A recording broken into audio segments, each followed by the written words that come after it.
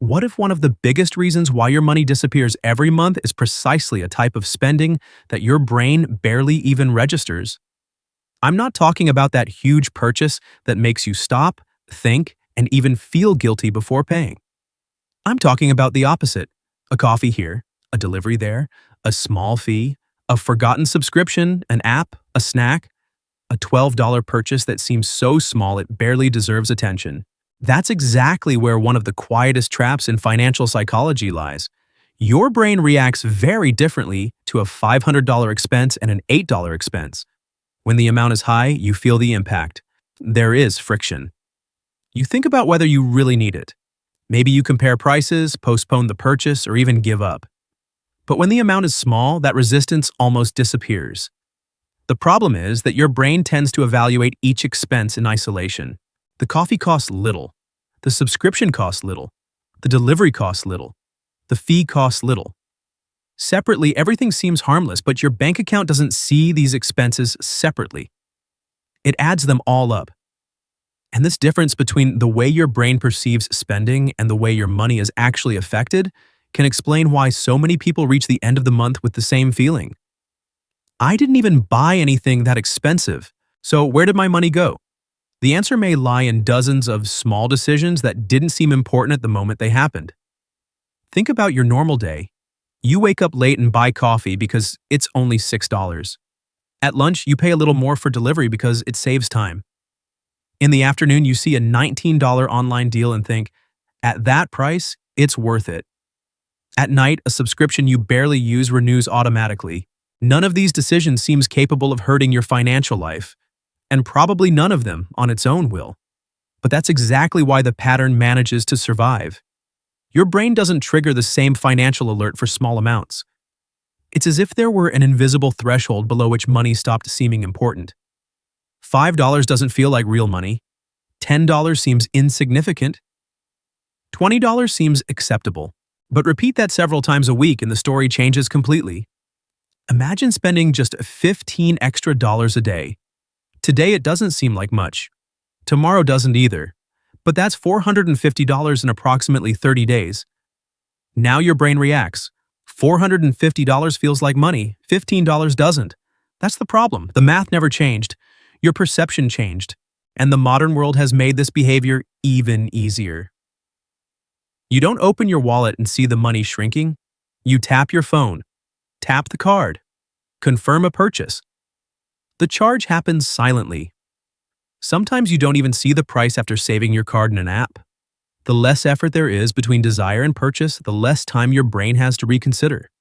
And that matters because small expenses are often tied to small immediate rewards. A coffee improves your morning. A delivery avoids cooking. An online purchase creates anticipation. A subscription offers entertainment. Your brain gets a clear reward now, but the accumulated cost only shows up later. It's an extremely uneven trade from a psychological point of view. You feel each reward individually, but you almost never feel each consequence individually. The consequence appears when you open your bank account 2 weeks later, and then comes that strange feeling that the money simply evaporated. Except it didn't evaporate, it left a trail. The problem is that this trail was too small to catch your attention at every step. This also explains why cutting just one big expense doesn't always solve the feeling of financial chaos.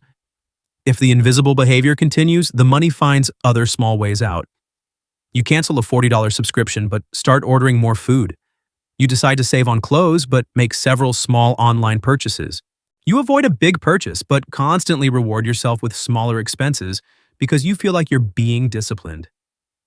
The brain is very good at negotiating with itself. It's only $10. I deserve it. It won't make a difference. It was a hard week. I'll make up for it later. None of these phrases seems dangerous, but when they become automatic financial habits, they start to define where your money goes. And there's something else that makes everything even harder. After repeating an expense many times, it can stop feeling like a decision. It becomes routine. You don't decide to buy the coffee, you simply buy it. You don't decide to renew the subscription. It simply renews. You don't decide to order food on that app. Your finger practically knows where to tap. This is the moment when financial behavior becomes especially powerful. when you stop noticing that you're making a decision. And that's why controlling spending doesn't necessarily mean turning your life into a sequence of restrictions. It means making visible what became invisible. A simple experiment can reveal a lot. For a few days before any small purchase, just ask, would I choose to spend this money if all the small purchases from this week appeared together in front of me? Don't think only about the $8. Imagine 8 plus 12 plus 17 plus 9 plus 23. Suddenly, your brain stops evaluating the expense as an isolated event and starts seeing the pattern. And pattern is where financial psychology really changes. Because building wealth rarely depends on a single perfect decision. Nor is it usually destroyed by a single bad purchase. It's repeated behaviors. Money going out automatically or being directed intentionally. Small decisions accumulating in the wrong or right direction. And when you realize this, you start to understand why some people seem extremely disciplined with small amounts. Maybe it's not because $5 will make them rich. It's because they know that the real danger isn't in the $5.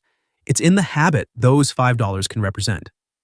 If you've ever reached the end of the month thinking, I don't even know where I spent all that, like this video, because this kind of awareness is exactly what can make your financial habits more conscious.